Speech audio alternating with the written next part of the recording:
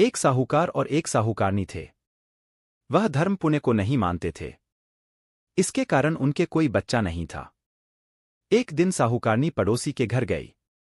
उस दिन सकट चौथ था। वहां पड़ोसन सकट चौथ की पूजा करके कहानी सुना रही थी। साहूकारनी ने पड़ोसन से पूछा, तुम क्या कर रही हो? तब पड़ोसन बोली कि आज चौथ का व्रत है, इसलिए कहानी सुना रही हूं। तब साहूकारनी बोली, चौथ के व्रत करने से क्या होता है? तब पड़ोसन बोली, इसे करने से अन्न, धन, सुहाग, पुत्र सब मिलता है। तब साहूकारनी ने कहा, यदि मेरा गर्भ रह जाए तो मैं 1.25 सिर तिलकुट करूंगी और चौथ का व्रत करूंगी। श्री गणेश भगवान की कृपा से साहूकारनी के गर्भ रह गया। तो वह बोली कि मेरे लड़का हो जाए तो मैं 2.5 सिर तिलकुट करूंगी। कुछ दिन बाद उसके लड़का हो गया तो वह बोली कि हे चौथ भगवान, मेरे बेटे का विवाह हो जाएगा तो 5.25 सिर का तिलकुट करूंगी। कुछ वर्षों बाद उसके बेटे का विवाह तय हो गया और उसका बेटा विवाह करने चला गया। लेकिन उस साहूकारनी ने तिलकुट नहीं किया। इस कारण से चौथ देव क्रोधित हो गए और उन्होंने फेरों से उसके बेटे को उठाकर पीपल के पेड़ पर बिठा दिया। सभी वर को खोजने लगे पर वो नहीं मिला। हताश होकर सारे लोग अपने अपने घर को लौट गए। इधर जिस लड़की से साहूकारनी के लड़के का विवाह होने वाला था, वह अपनी सहेलियों के साथ गणगौर पूजने के लिए जंगल में दूब लेने गई। तभी रास्ते में पीपल के पेड़ से आवाज आई, ओ मेरी अर्धबेही। यह बात सुनकर जब लड़की घर आई, उसके बाद वह धीरे धीरे सूख कर कांटा होने लगी।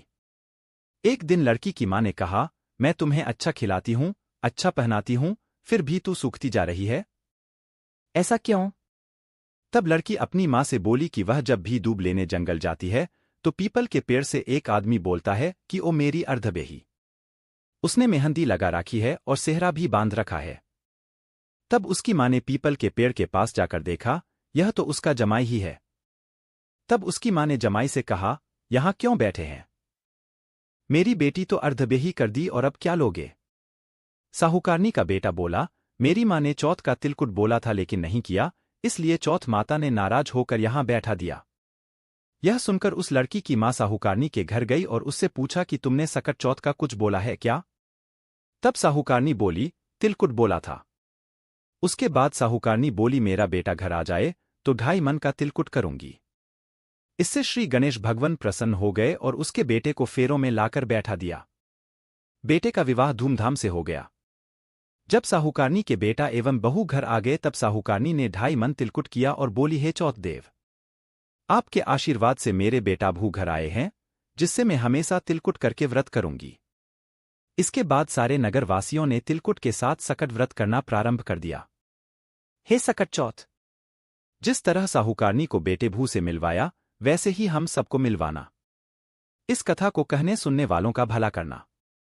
बोलो सकट चौथ की जय। श्री गणेश देव की जय। अगर वीडियो पसंद आए हो तो चैनल को लाइक, शेयर और सब्सक्राइब करें। धन्यवाद।